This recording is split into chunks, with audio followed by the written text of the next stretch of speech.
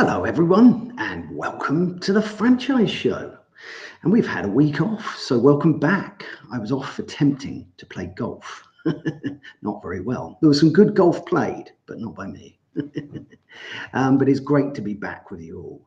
And of course, this is the show where we get under the hat of some of the most important topics in franchising. And it's live. Well, it's live if it's May 20th. At 5:15 GMT for about 50 minutes. So if you are here live, just say hello, pop in a comment and get involved in our conversations because you are the producers and the directors of this show. The conversation goes the way you would love it to go. So what do we do each week? Each week we have a new topic and we have a lovely guest.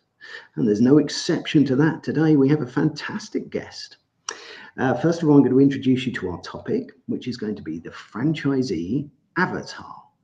So this is all about understanding who your franchisee is, or who it should be, or who it's going to be, and then perhaps finding out where you might go to find those people.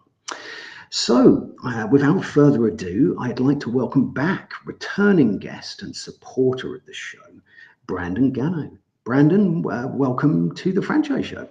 Harvey, thanks for having me here. Thanks for having me back. I'm excited to be here. Yeah, I've been here a couple times now. You are very welcome.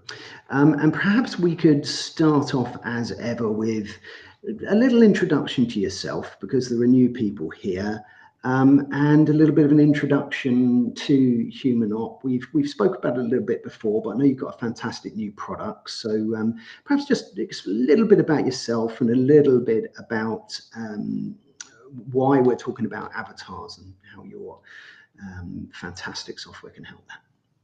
Absolutely. So the last time I was here, we were under a different company brand. We were under the What If brand. So if you are a returning watcher or viewer and you saw me on that episode, nothing really changed other than What If was acquired and we merged with Humanop.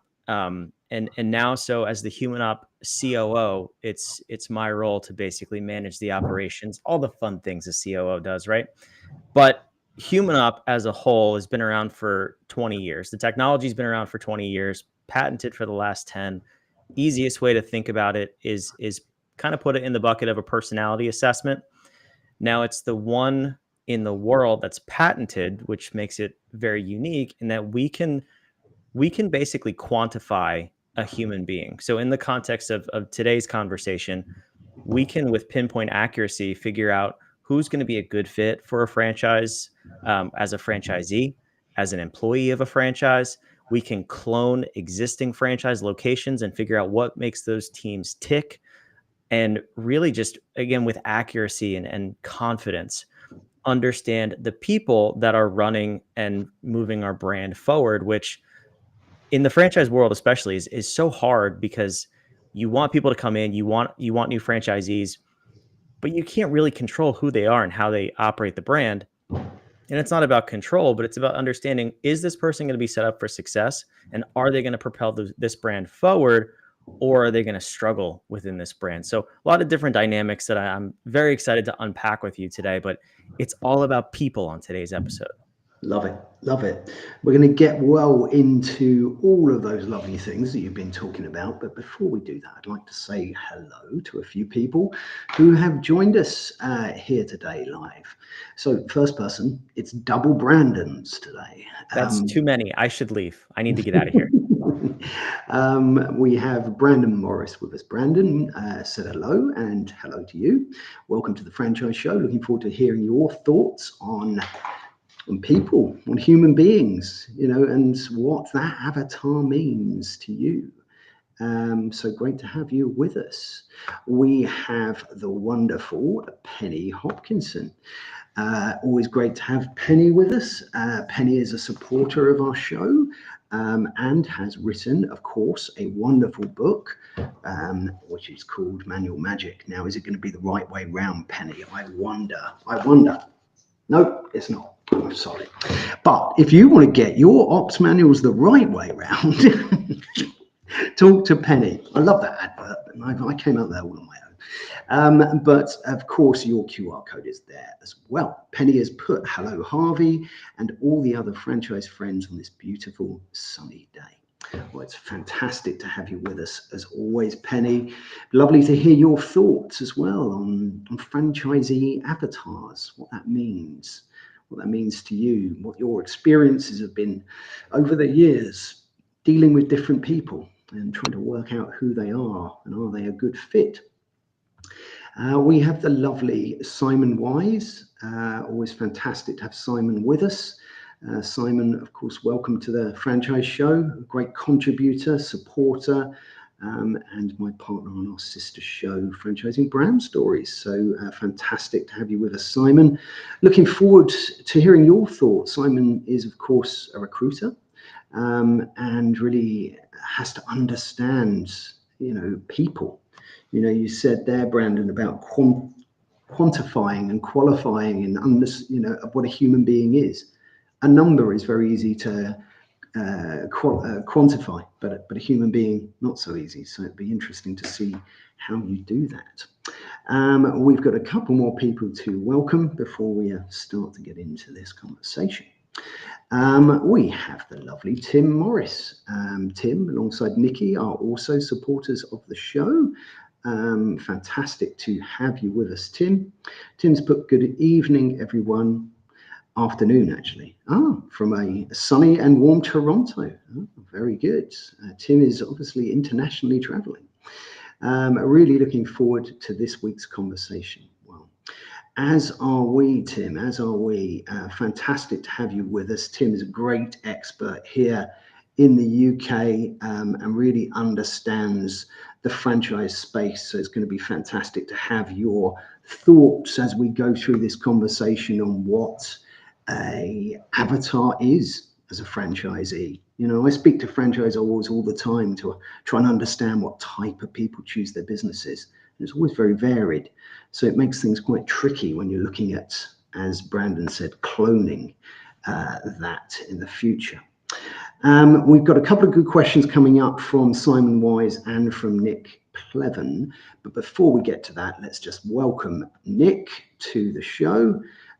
Nick, again, is one of our lovely supporters, and I think this is a conversation that's going to really resonate with Nick. He deals with a fantastic piece of software and really gets to understand and help businesses understand who they're recruiting. So welcome to the show, Nick. It's always fantastic to have you with us. And we have one last person, I think, to welcome. Let's have a look. Yes, one last person before we get to the two questions, and that's Omar. Omar does a fantastic show called Zoom Party, and I've been on it, and it's a crazy quiz, but lots of fun. So it's always good to have you here, my friend. And he's put, hello, Harvey. Welcome to the show. Oh, look, we've got one more person. Let's quickly welcome one more person before we move on. And it's, of course, the lovely Julie Waits.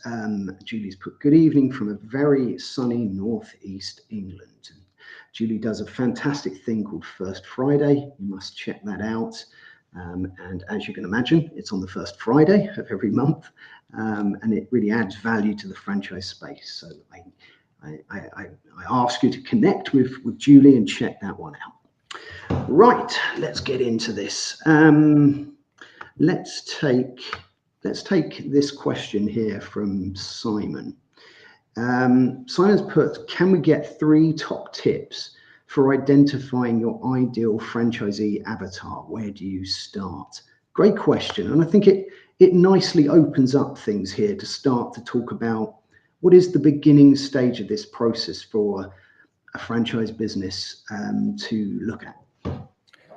Yeah, Simon, that is a great question. And I would say it really starts with understanding the brand and what the brand is about. It's not so much about the individual you want to attract as it is clearly identifying what your brand is about and then starting to understand who would be a good fit for that brand. So I'll go ahead and kill 2 birds with 1 stone. I saw Nick put in the chat here, what personality model are you using? It's actually our own. We've created it. The Humanop technology is proprietary technology.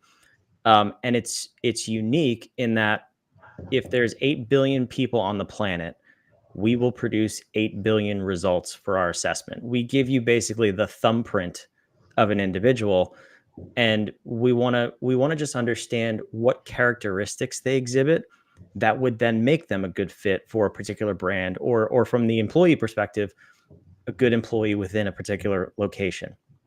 So that being said, identifying what the brand is about and what it really takes to be successful. As the franchisor, you need to have that stuff lined out. You either have one or multiple locations established and successful before you turn it into a franchise. I actually went through that path myself, and I went through that with you, Harvey, on the first time I was here on the show. But you understand what it takes to be a successful location owner. From there, you can back your way into what types of individuals, what characteristics do we need to have, what drives these individuals, and then we can sort of piece it together. So I am actually going to answer the question by not answering the question and say I can't give you 3 tips, but I could say if you can clearly identify what your brand is about, and then jump over to who are the individuals that would thrive or are currently thriving, depending on if you have locations or not, then we can take those assessment results and clone them. I know I mentioned that word before, and Harvey, you said that's going to be a little bit difficult, but we can look at those results and say, okay, based on this, who's a good fit for this brand? Who's a good fit for this location? And it could even change by geography. So a lot of different dynamics, but we just want to understand who those human beings are and what drives them. And then we can back our way into what success would look like. Yeah, it's really interesting. I think that particularly if you're a relatively mature franchisor, that you've at least got a number of franchise partners already. It's important to, you can identify which ones are doing well. You just know, you can use things that are easy to quantify, numbers as an example. Perhaps you can ask some questions of those franchisees to find out how they're feeling, how they're doing. It's important to understand how they're feeling at the time, because trying to create that clone, you've really got to make sure that what you're cloning is going to be the right clone moving forward. Brandon, how would you go about talking with sort of emerging franchise brands, younger brands that perhaps haven't got a huge amount of data? I mean, everyone has to start somewhere. How is this now going back to what your brand is, what your values are, and then really thinking about how they can be applied to a human being? Yeah, I'm always going to advocate for starting there. I mean, a really clear understanding of what the brand is about, why you exist, all of that stuff. And that to me is business 101, not even franchising. It's just like business 101 is what is your company truly about? But as far as for established, or I'm sorry, not established, emerging brands, yeah, it is a little bit trickier, but you could always start with yourself. So if you have one location and you want to turn that into a franchise, or you already have, and now you're looking for your first couple of franchisees, you would start with yourself and say, okay, if I want to oversimplify this and put it in the bucket of franchise owner and then franchise owner operator, we can start to say, okay, which one of these are you and which one of these do you want to recruit first? If you're an owner operator and you want to recruit more owner operators and you're happy, I would assume you are if you've turned it into a franchise. You like this model, you like what you're doing. So I'm going to make that assumption. But then you can take your assessment results and start to understand what are the characteristics about you that make you successful in this brand, in this model. If you want to recruit more brand owners, franchise individual location owners who aren't so much on the operator side, there's a couple of tweaks we can make. And in the back end of our software, we actually have our own AI brain that's built in where you can interact with it and it will tell you. You can say, based on my assessment results, I'm looking to recruit people similar to me who will be hands off on owning a business. What characteristics should I be looking for that would promote success? So you're telling it, look at my results, and then I want something like this, but maybe not so hands-on. Or maybe you prompt it to say, I do want someone who's going to be hands-on successful. That's how you would start to identify for an emerging brand what you have. And then you just want to keep reassessing. So once you have 5 franchise owners, once you have 10, 25, you keep reassessing the pool. And then, like you said, you go back to the people who are successful. So metrics are a great way to determine success, but everything you said too about, are they happy? Are they satisfied with this investment, with this career path? Or are they miserable? Because some people have great metrics, but they're miserable, and we don't want to clone those people. So it's an evolution, and it's a constant monitoring of it. But what we want to start to foundationally understand is what are the characteristics of the people who are truly successful and happy, because then we can tweak our wording, we can tweak our marketing message, we can onboard people the correct way, because we're speaking to who they really are and not what they think they want or they think they want to hear in a franchise brand.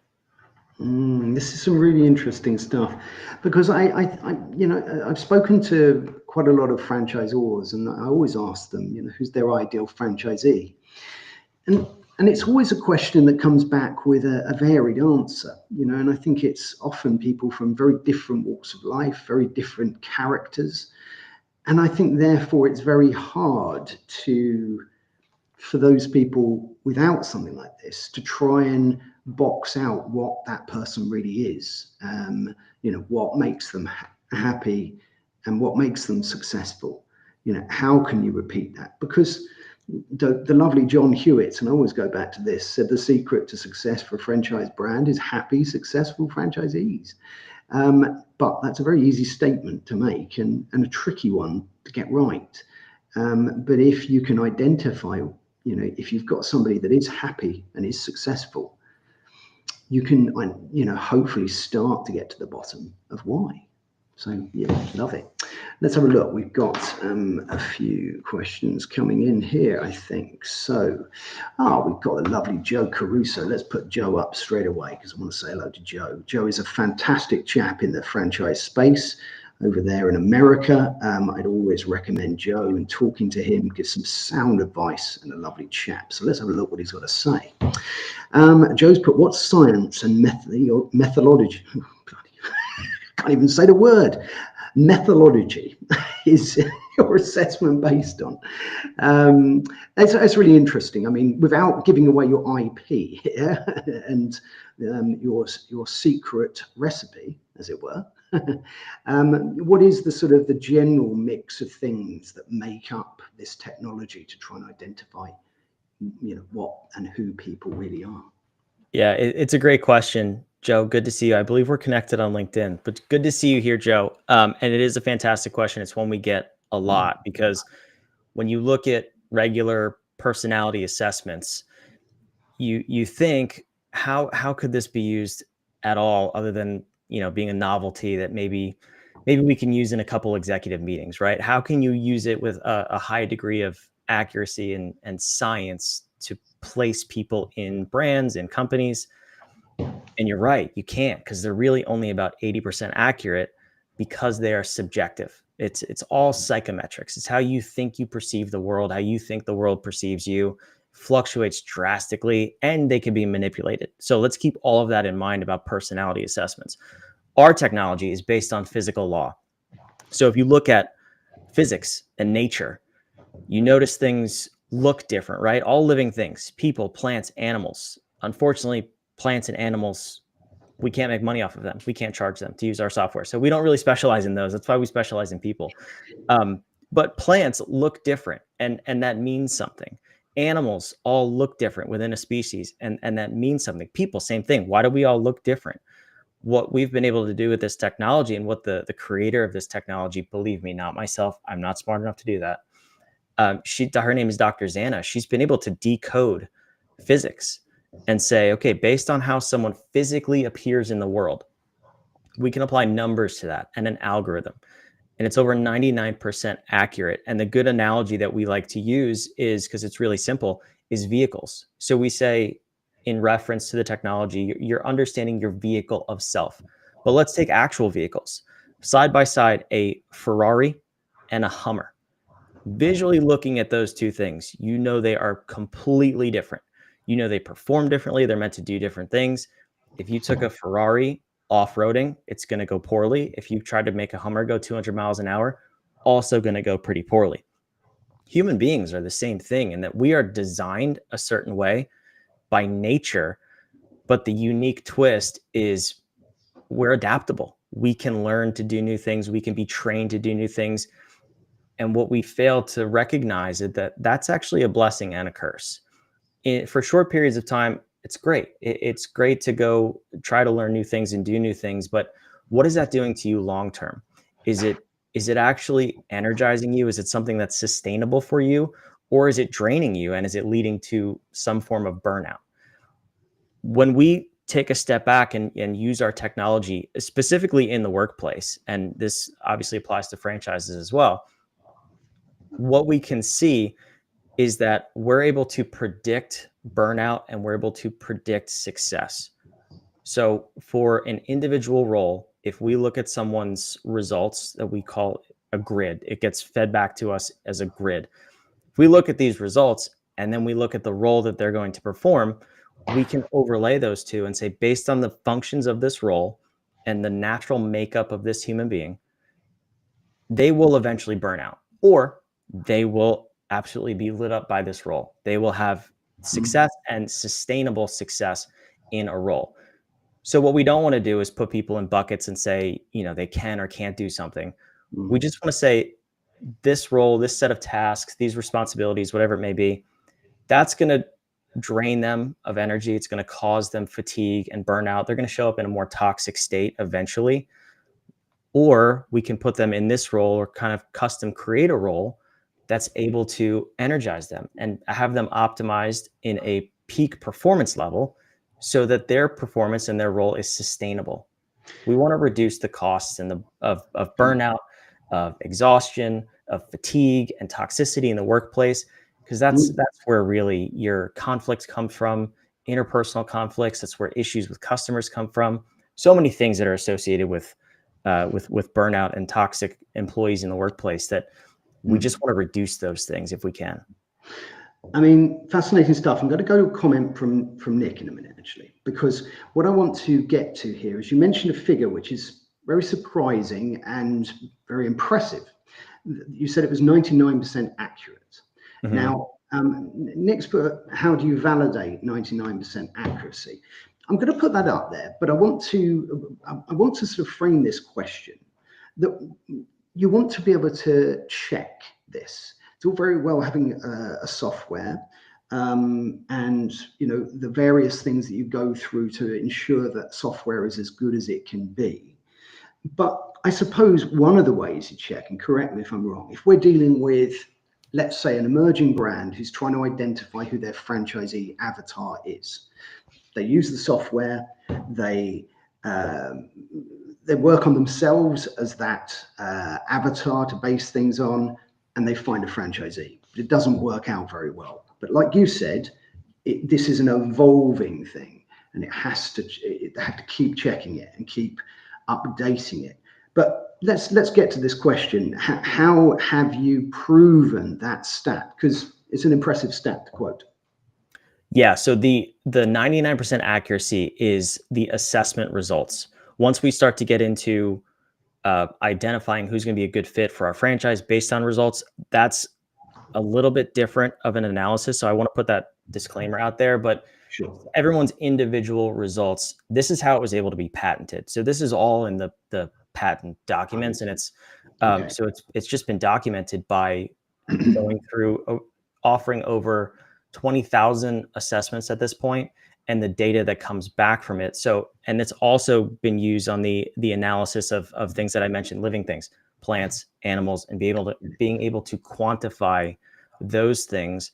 The outliers, and the reason it's not 100% accurate, are things like physical, emotional trauma, mental trauma, where people can't actually comprehend that they may look physically different. So a lot of the questions on the assessment are how do you physically show up? We ask you, what's the color of your hair? What's the shape of your jawline? What's the shape of your nose? The color of your eyes? All of these things that seemingly don't make sense in an assessment like this. But like I said, it's based on physical reality and physical law. So if someone has some level of trauma where they really don't understand, or plastic surgery is another great example. If you've manipulated the way you look unnaturally, your results will come back inaccurate. They'll actually just show up as toxic, not inaccurate. But we've been able to validate that with studies and tests and research over time. And like I said, that is why we were able to get a patent on it, because it's not just how someone feels in the moment. It's truly how they show up physically versus how they answer the questions on the assessment. Sure. I mean, I think what I'm going to say here is, we're talking about a tool that is available to assist someone in trying to identify who their franchise avatar might be. But it's a tool alongside lots of other things that you're going to do and that you would continue to do alongside that. So I think, I get what you're saying now. It's, you're not trying to say it's 99% accurate, you're going to find your franchisee. It's just, it's 99% accurate in terms of identifying who a person is based on a set of criteria that's in your program. So I get that, and thanks for clarifying, and thanks for the question as well, Nick. I will say that it was very interesting when you spoke about the fact that was it Dr. Zanna? Did you say that came up with the tech Correct. behind it? Yep. When you said that had the ability to see things in numbers, I don't know if anyone else was thinking about the Matrix, but I certainly was. We use that analogy a lot. It's a good analogy, yeah. Excellent stuff. Let's have a look. I'm going to go to a comment by Tim, then we'll go to one from Simon. So Tim has put, does the avatar process include the industry or role or position that the individual is currently in? Or is it more relevant to consider personality traits that the potential franchisee possesses? This is interesting stuff, actually. So if you've got somebody that is, because I'm going to take something obvious. Let's say it's something like a pet care franchise, and someone is a veterinary assistant or something.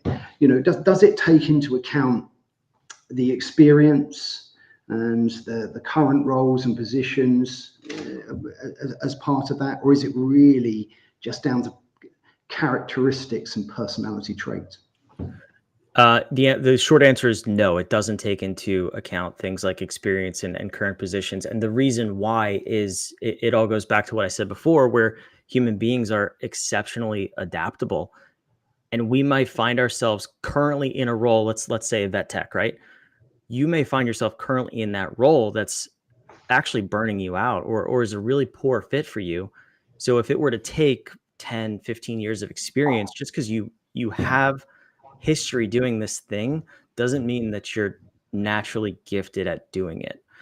It's not going to tell you, this is a bad fit for you, but it would more tell you, you're 46% compatible with this role. Ideally, we want to see something over 70 as high as possible. 80 to 90 is a fantastic place to be. But taking that into account, would you want to be 42% compatible with your husband or your wife? I mean, that's sort of more in the line of how to look at this is how likely are you to succeed versus how likely are you to fail? And failure is really just burnout, exhaustion, and then dropping into the weaker state of some emotions, not showing up fully in life, having to, what are the symptoms of burnout, right? Like having to rest, or feeling like you're in a state of depression. We want to avoid those things by telling you how likely you are to have success or to maybe go down that path. I think it's really interesting because we're talking there a little bit about employees, and I know that's why Nick's got some fantastic things to say on this, because his software and what he does is very much for employees as well, and it's a really important thing. What I'm going to do now is have a think about a scenario, because what I'm really interested in the same way as you might sort of wander into a career and do it for 40 years, whether you were good at it, loved it, you just happened to take an opportunity, and there you are doing what you do.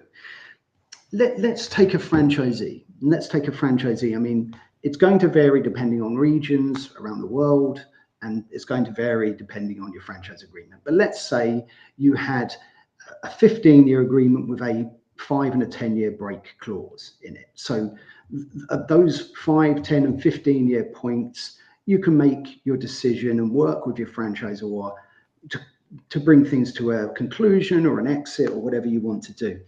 Would you say that it would be a good time to sort of, you've done, let's say, 5 years of running this franchise business as a franchisee? Is that a good time to start getting into this to see, if you are heading towards burnout or success, if things haven't been quite as obvious for you to know that at that point?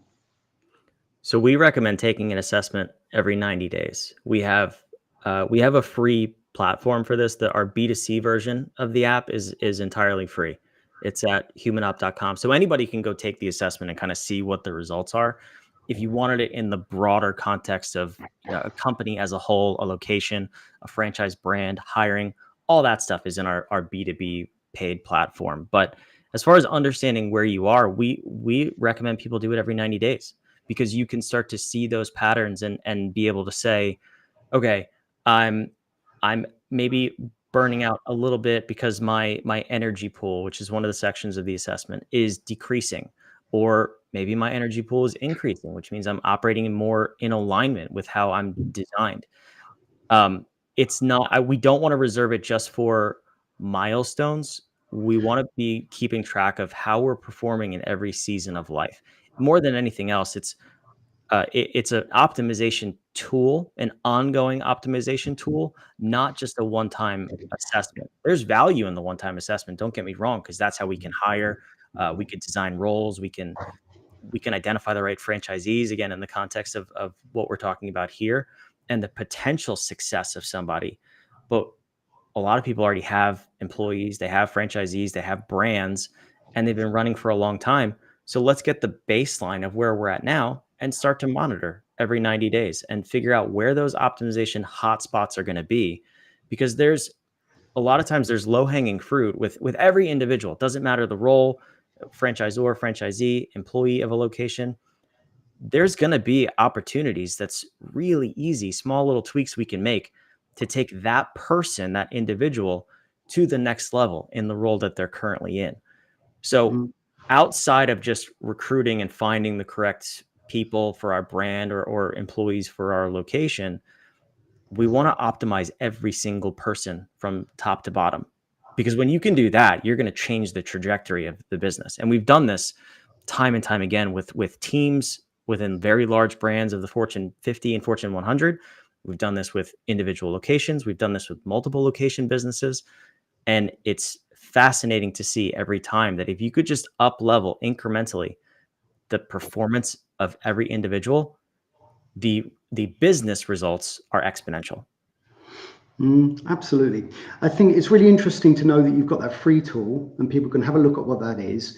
I think, Brandon, if you put, after today's episode, if you put a link in the comments for that free tool, then if people want to have a look at what that tool is, they can pop on there and have a look. So that'd be good. Let's go to a comment here from the lovely Jeff. So Jeff Longley, welcome to the Franchise Show. Jeff's put, would it be worthwhile a franchisor undertaking the test? Would it show up their strengths and weaknesses they can work on? I love this question. I think this is really, I mean, we touched on this a little bit about if you were emerging and you were just starting out, to base it on yourself. But not everyone should be franchising. Not everyone's a good fit for it. Not every business is right for franchising. And I think as a franchisor, are you right to be a franchisor? Are you going to be supportive? Is your values going to sort of convert into a culture within an organization that will, give you happy, successful franchisees? What do you make of this one, Brandon? This is a fantastic question, Jeff. I love this question too. And I'll answer it two different ways. The short answer is yes, definitely take it. One, to figure out, where you are. everything I just said, right? The personal optimization aspect of what can I improve in my own life, in my own performance? Am I operating at a peak level of performance for how I was designed? So that's foundational, and that's kind of answer number one. Answer two, and we see this with our business consulting clients all the time. Just because you founded something or you started something doesn't mean you're the best to take it to the next level or even to operate at the level you're at now. So I don't want to, this is not a negative thing of saying like not everybody should be the CEO. That's not exactly what I'm saying, but we have one client where she grew a massive company, multi-million dollar company, tons of employees, and she's just not fit to be a CEO. That's not her natural wheelhouse. When we told her that, nor you would think that it would be shock, anger, and all these negative emotions. She was relieved. She was like, "Oh, I had felt that for 5 years that I didn't know what I was doing, and now I finally have permission to let go," so to speak. She had permission to go find the right person to be the CEO. Not that you can't be on the leadership team. You're obviously still the founder of the franchise brand. You're the franchisor, but maybe you're more of a CMO. Maybe you're more of a salesperson, and you just really you're passionate about the brand. Obviously, you created it. Go sell it. That might be your natural fit. It's going to be different for everybody. Some people are naturally fit to be the leader, and that's fantastic. Get everything else off your plate and go do that really, really well. So from that standpoint, it's incredibly valuable as the franchisor to understand where you best fit in the lifespan of this brand and the growth, the long-term growth of the brand. Yeah, no, great answer to that, and fantastic question, Jeff. Love that. Thanks very much for getting involved. Let's keep going through these because we've got a fair few more question and points that I think are really valid and worthwhile bringing up here. I'm going to bring up this one from Julie actually, because I think when people are looking at something new, something new is not always perfect. Right? And it's fine when we're talking about here when it didn't work or when it went wrong. It's a piece of software and you're trying to get it as good as it can be. But I think understanding when things go wrong helps you improve them. I always say that in franchising. People are buying somebody else's mistakes. Hopefully, they've made those mistakes first. They've learned by them. They've moved on. They've dealt with the challenge. But what do you make of this one? I mean, early days, and I'm sure you still face your challenges now. Yeah, I'll give you a personal example of when it went wrong, and that was with our own company. When we pivoted from a consultative model, for again, I mentioned Humanop's been in existence for 20 years. This technology's been around. Humanop as a brand for the last 10, the technology for 20, and patented for over 10 years. And when we made the pivot and this is about the time me and Sean came in and merged with Humanop, we pivoted to a SaaS and app model. It's always been consultative, working with the biggest companies in the world, some of the wealthiest individuals in the world. And we said, this is so powerful and it's so successful, it would be a disservice to not figure out how to get it to small and medium businesses and entrepreneurs and the world in general. That's why we have the free version of the app, because we want people to have this technology and access to the level of optimization and personal clarity you can get from it. But when building our own team, there's one piece of the puzzle that we actually failed to do. And that's the piece that I touched on earlier, the compatibility score. We looked for individuals who possessed talent, experience, all of the things we naturally do as business owners, right? And when we put those pieces together, we didn't account for the fact that maybe some of them are not as compatible with the group as the rest. And recently we had to take a step back from 4 individuals and put them on pause, lay them off, so to speak, because it was grinding our gears, right? As a company, Sure. we forgot the most crucial piece of working together as human beings, and that's how compatible are you together, because that's the only way to grow a business. There, up until this point, with the algorithm that we've developed based on the technology, it's the compatibility score is separate from the technology itself.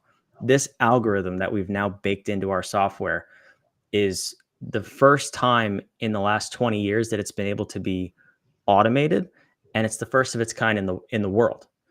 When we're able to assess a group of individuals and determine that compatibility score, it's the one thing that has startups be successful, have businesses and brands afford them the ability to grow and be successful, because it's how human beings interact with each other.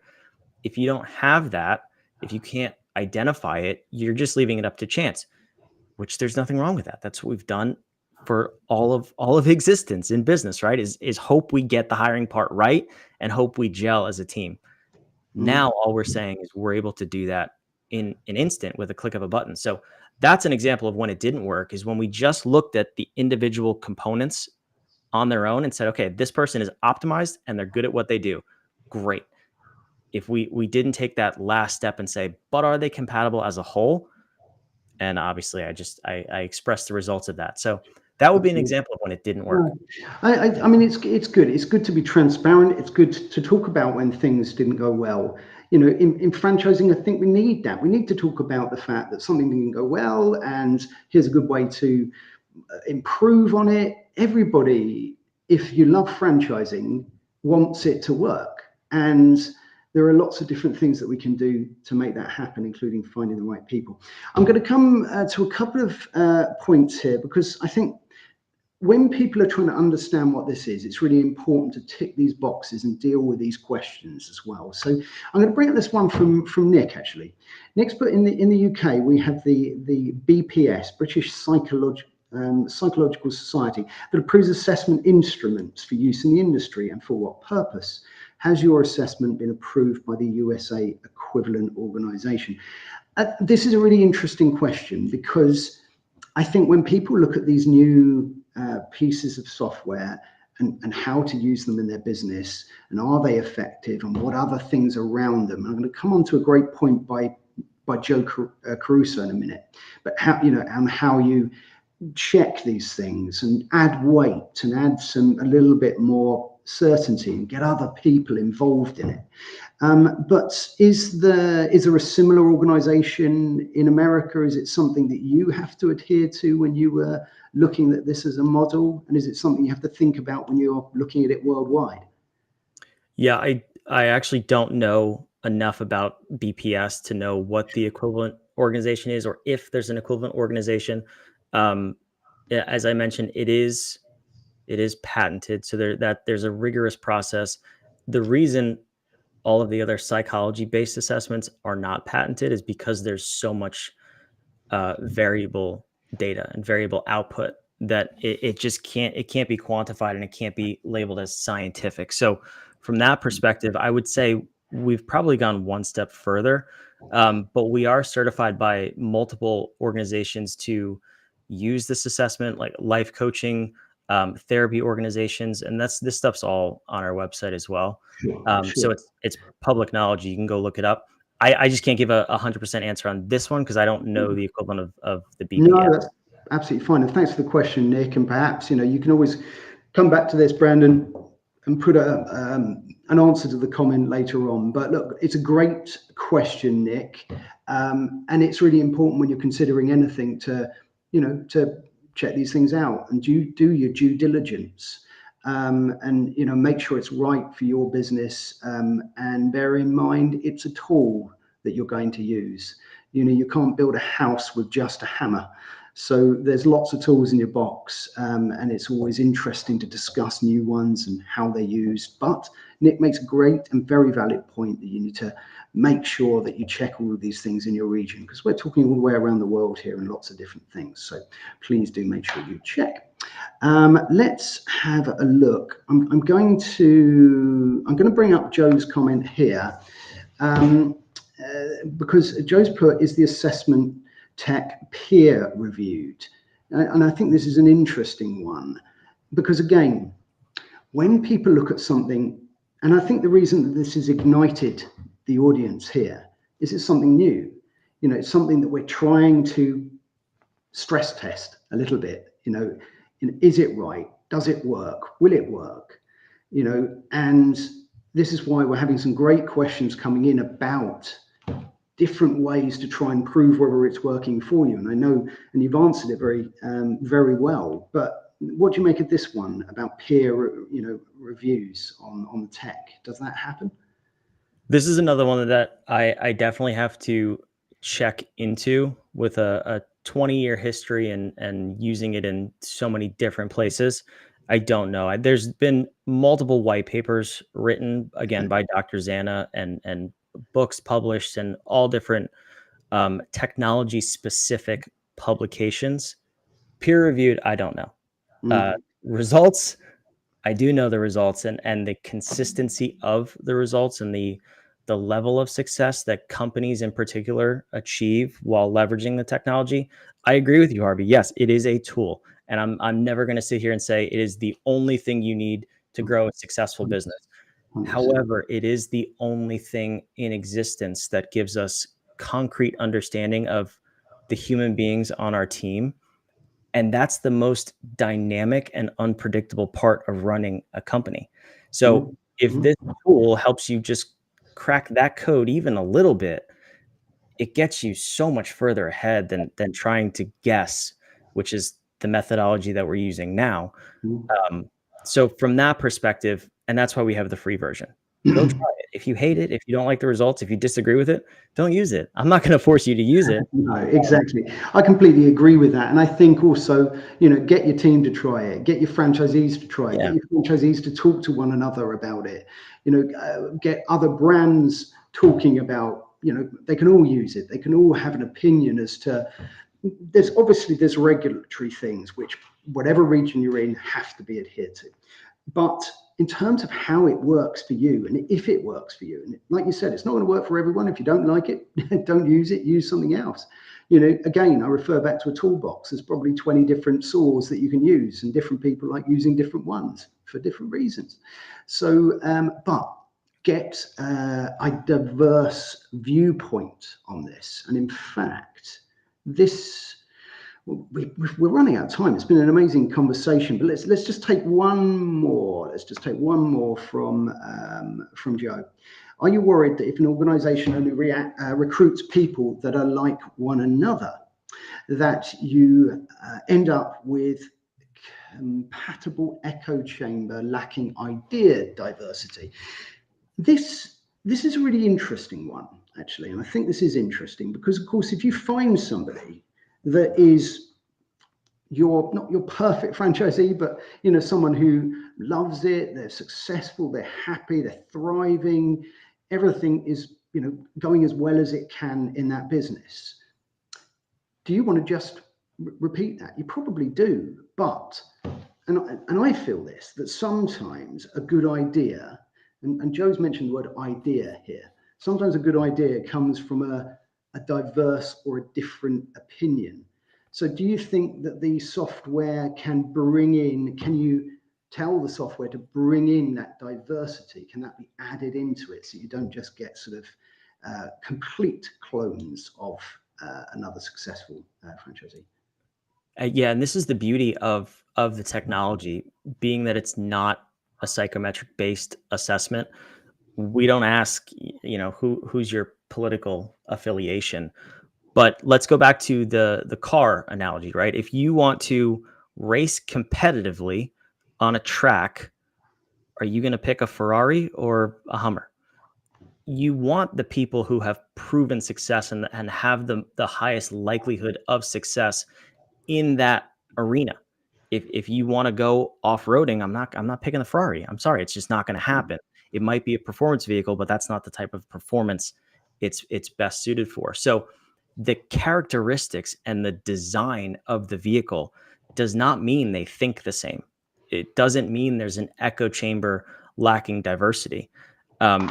This analogy falls completely apart because cars can't think. So human beings, you could exhibit the same characteristics and have completely different political affiliations, ideologies, religious backgrounds. You could be from different parts of the world, but you could be similar in that you are designed for success in this context. That's all we're identifying. We're saying if you have a brand that's established, we have, let's call it 10 to 20 existing franchisees. We're going to take the top 20% of them. We're going to say these characteristics seem to be most successful in this brand. Let's recruit these characteristics to be new franchisees.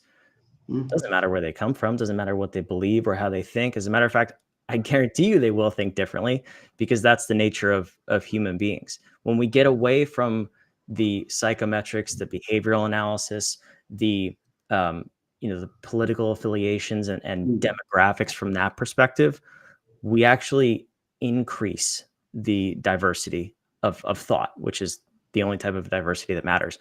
Thought diversity becomes actually a place in a place that can thrive because we understand objectively who the human beings are. We eliminate the biases of not understanding how people are designed, which is, I think you're right. Absolutely, absolutely. Look, we unfortunately we've run out of time, but we need to do the last part of this, because the last part of this is one of my favourite bits. This is the bit where I go off the screen for a little bit of time, but don't worry, I haven't gone anywhere. I am actually still here, but it is now illegal not to see me in a hat, so it's okay. I'm still in a hat. And of course, this is the part of the show that's brought to you by PJ Murphy and Son, bespoke British hatters. And if you want a hat like this smart one here, then see my lovely friend Paul Murphy. Now, this is the part of the show where we're going to stop talking about who human beings are, well, apart from one human being sitting right here. And this is the part of the show where we get under the hat of Brandon. And we're going to ask him a little fun question. So, Brandon, I'm going to pick, you can choose one of these. Have you ever met anyone famous? Or have you got a claim to fame or a hobby people don't know about you? Any of these things. And after that, you get to ask me a question and get your own back on me. Let's go with someone famous, because it also ties into a hobby. I met Gordon Ramsay once. He's from England, isn't he? He is, yes. Did he swear at you for having a filthy fridge? No, not in that context. I was at one of his restaurants and got the pleasure of meeting him. That was a lot of fun, but I love cooking. I'm very passionate about food, cooking, creating fun recipes and ideas, and it was cool to meet him. Fantastic. Love it. Great one. Well, look, you get your chance now to get your own back on me. You don't have to if you don't wish, but you now get to ask me any question you like. I would love to know why do you do this? Why do you keep doing this show? You've been doing it for a while now. You're obviously passionate about it, but what's underneath you wanting to help people have franchise success? That's a great question. Why do I do this show? I think it goes back to the original reason that I did this show, which was threefold, and it's still the same, which was to try and add value. And by having conversations where they're audience led, it's always audience first, then you get a conversation that's interesting for people that are here today. And the other reason was for me to learn. You know, a lot of people know I'm relatively new to franchising. I'm not new to life, but I'm relatively new to the industry. And I needed to learn quickly. And the best way to do that was to immerse myself with some incredible people in our wonderful industry.